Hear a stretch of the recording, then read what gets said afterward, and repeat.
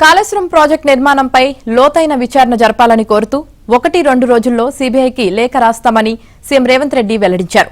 ఆ పని అధికారులు చేస్తారని, విచారణకు సీబీఐ ముందుకు రాగానే కేసును అప్పగిస్తామన్నారు.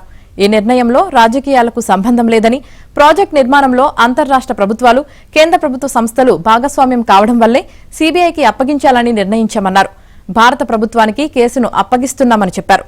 కేసు ఎఫ్ఐఆర్ అయ్యాక అందులో మనీ లాండరింగ్ జరిగిందని తేలినప్పుడు ఈడీ ఎంటర్ అవుతుందన్నారు.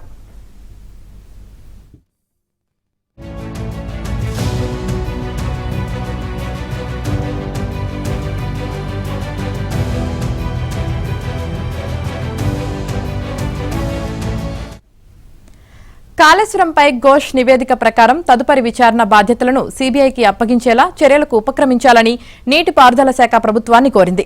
శాసనసభలో తీసుకున్న నిర్ణయంపై ప్రభుత్వ ప్రధాన కార్యదర్శికి నీటిపారుదల శాఖ సమాచారం ఇచ్చింది.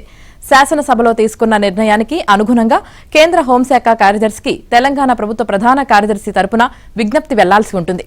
దీనికన్నా ముందు ఫైలు ముఖ్యమంత్రి కార్యాలయానికి చేరి సీఎం సంతకం తర్వాత రాష్ట్ర హోంశాఖ ముఖ్య కార్యదర్శికి వెళ్లనుంది. ఆ తర్వాత సీఎస్ కార్యాలయానికి చేరనుంది. అనంతరం కేంద్ర హోంశాఖకు చేరాల్సి ఉంటుంది. ఆ తర్వాత కేంద్ర హోంశాఖ నిర్ణయం తీసుకుంటే సీబీఐ విచారణలో ముందుకు కదలనుంది.